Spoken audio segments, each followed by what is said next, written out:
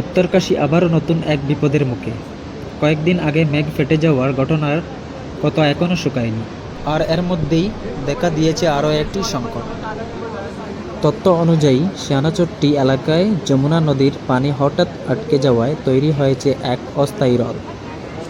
এর ফলে এলাকায় জলাবদ্ধতা তৈরি হচ্ছে এবং পরিস্থিতি বিপজ্জনক রূপ নিচ্ছে।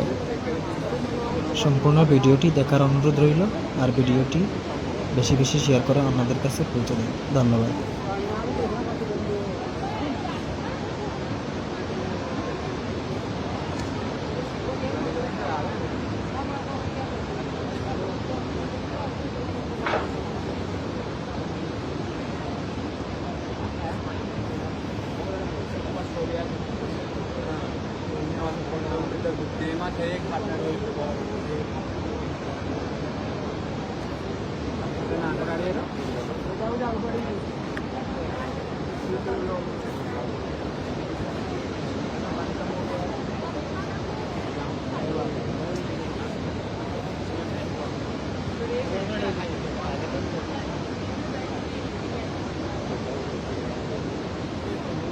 কত দূর